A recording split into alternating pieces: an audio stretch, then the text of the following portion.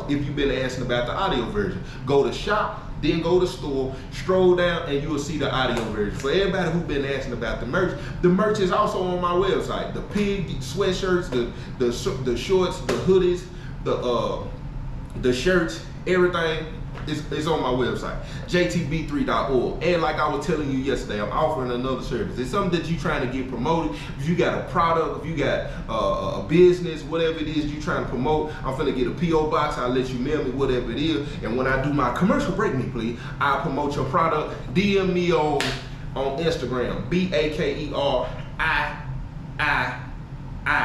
and we'll wrap. Or you can email me, baker.joett@gmail.com. Okay, so boom, look, check this out.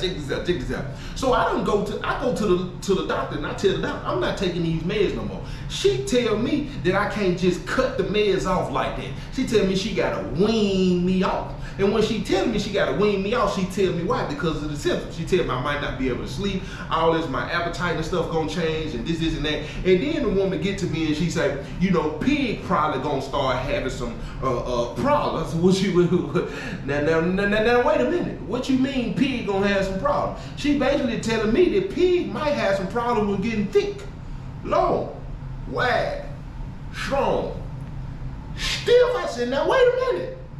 Now you should have informed me that pig gonna have a problem saluting before you start giving me this crap that you talking about. She was like, well, Baker, you know, she was like, you know, when you get off of this, just does stuff to your body. I said, you did not tell me pig was gonna have an issue standing at attention. If you'd have told me that, I'd have never been taking this stuff. What is wrong with you? You know what I'm saying? So she tell me, so anyway, I ended up getting off the meds. She weaned me off, right? Once I get off the meds, they moved me to Charles Bass. When I get to Charles Bass, I'm in the cell where my TV ain't working. After I'm there for about 2 weeks, I'm telling these folks to move, they ain't want to move me. So now that they don't want to move me, I gotta flood the cell. And when I flood the cell, I need to holler at somebody so they'll get me moved. At this time, it was a man named Jerome Barrett next door to me. Look him up. Jerome Barrett is the man who they said killed the girl Marsha Trimble, the Girl Scout cookie situation. And it was a case. It was a cold case for a long time, and he ended up killing another girl in Vanderbilt, and they got his DNA, and they said it was the same DNA that marked the Marsha Trimble case. Look him up. That was one of the first, I think this was the first famous case that I actually ran across while I was locked up. So when I flood the cell, I actually get into it. That night, I get to fight with the police. I don't know if y'all ever heard that story. If you ain't never heard that story, jump in the comment section and say, I want to hear the story. You got to fight with the police. So after I get to fight with the police, they had to call the warden to the penitentiary. When the warden gets to the penitentiary, guess what? They moved me to the cell that I wanted to go to. When they moved me in the cell that I wanted to go to, after I was down there for a little while, they ended up sending a counselor coming to see me / therapy. She was only supposed to come and see me twice a month, which is every other week. She ended up liking the kid, what they call transferring. Instead of coming to see me twice a month, she ended up coming to see me 4 times a month. She started coming to see me once a week. She really was digging the kid. So around this time, you know what I'm saying, I was getting listened to them, I was real close to dropping that pig on them. You know what I'm saying? So the flood hit. When the flood hit, I think it was in 2010 in Nashville, Tennessee, they had to evacuate the whole entire compound. I'm the first inmate that they moved because, for one, I'm really not even an inmate. I'm on safekeeping. They hold me as a maximum security inmate that's in prison that wasn't even supposed to be in prison. So they moved me from Charles Bass and they moved me to River Bend.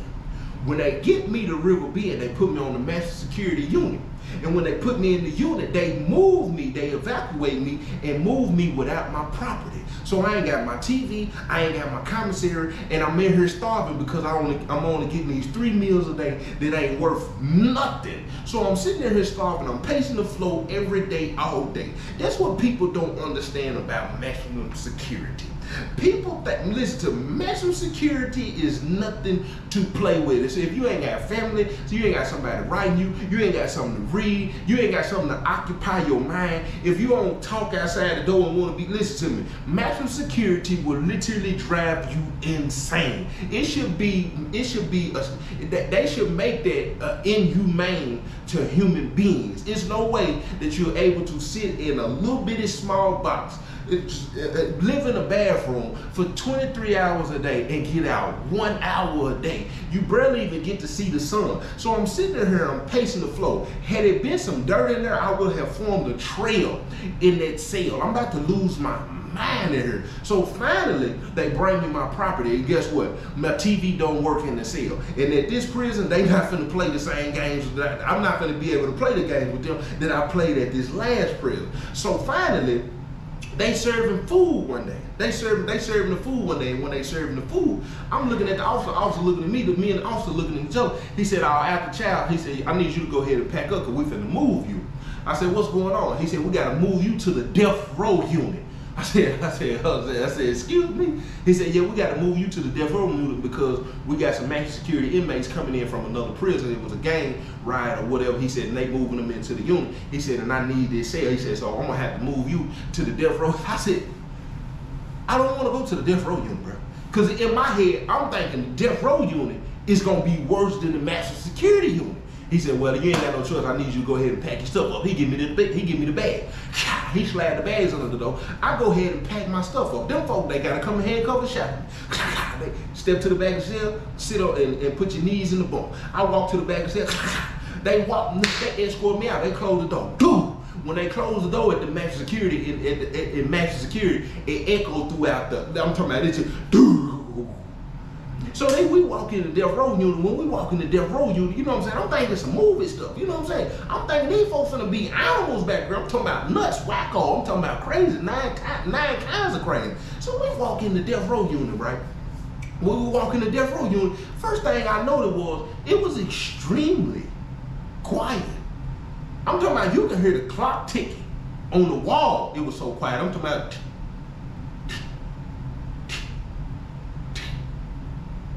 I said, well, that can't be a good thing for these folks back here that's on the death row unit being able to hear their clock tick like that. You can count the time. I said, that's crazy. I said, you can hear the clock ticking back here. So they get me in the cell. You know what I'm saying? And when they get me in the cell, it's a dude next to me. This is the second famous case I ran into. His name is George Hyde. If you look him up and look up the inmate who escaped prison at court.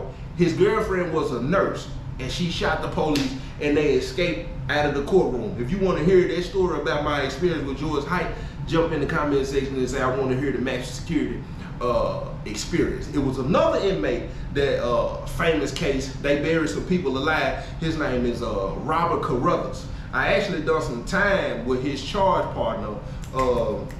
I can't remember my guy's name, man. I'm talking about Brilliant. It'll come back to me. But it was the third person that I ran across, you know what I'm saying? And the only reason I figured out who he was, I got to see him maybe once or twice and not up close. I ain't never get to talk to him. But I remember one morning, every morning at the same time, I used to hear, and I'd be like, man, who is that over there thinking they Money Mayweather over there? So I'm looking out of the door one day, and he got his mat hanging. I don't know how he had his mat hanging up. And he just bouncing around. He hit the mat.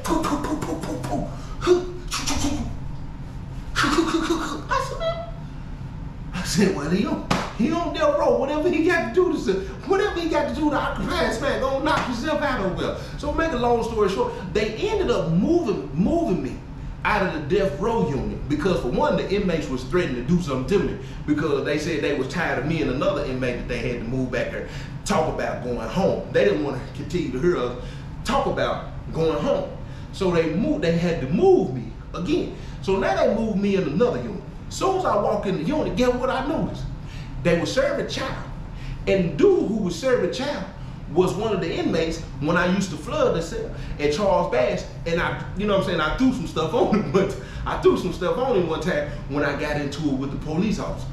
He done got in trouble and got maxed out. Now he work in the kitchen, he back here serving the food. He see me, I see him, we see each other. And I'm thinking to myself, if he's serving the food, I'm not eating the food. Couple of days go by, you know what I'm saying, they bring the food. I tell the CEO, I'm not gonna eat the food. I think it's an inmate doing something to my food. And he tell me, well, I don't know what to tell you. And after 2 2 or 3 days, they got to report that you not eating your food, regardless if you got commissary or not. So when they report that I ain't eating my food, they send the nurse back here to come and see me and ask me what's going on. I'm telling them I'm not eating no food. I'm really trying to get moved to another unit. You know what I'm saying? So they tell me the only way that I can get moved as if I'm suicidal or whatever else they say. And as soon as they say it, they go what I said. Oh, I'm suicidal. And as soon as I said that, they get on, they come in, Baker. Oh, yeah. But see, let me tell you something. Commercial break me, please. When you say that you suicidal in the penitentiary, they strip you of everything you have. All of your property is going up to intake. While your property is in intake, guess what? They're going to take all your clothes. And a lot of people probably familiar with the turtle suit. But see, a lot of times they're going to give you the turtle suit after a couple of days, and that's really going to be treated as something to keep your body warm. Because when the cell that they finna put you in while you on suicide watch, it's going to be extremely cold in there, which is strategic. It's a calculated move by the psychiatrists and these other people, because they gonna, since you want to play these suicide games, we're gonna put you in here, we're gonna freeze you out. And then these folks, they don't give me the turtle suit. They give me the paper suit, meaning every time you turn it, they put me in the paper suit. I got caught in 3 days. I got a whole nother lawyer, her name is Jody Bell from Nashville, Tennessee. When they moved me back here to cell, like I said, it's cold back here. I got on a paper suit.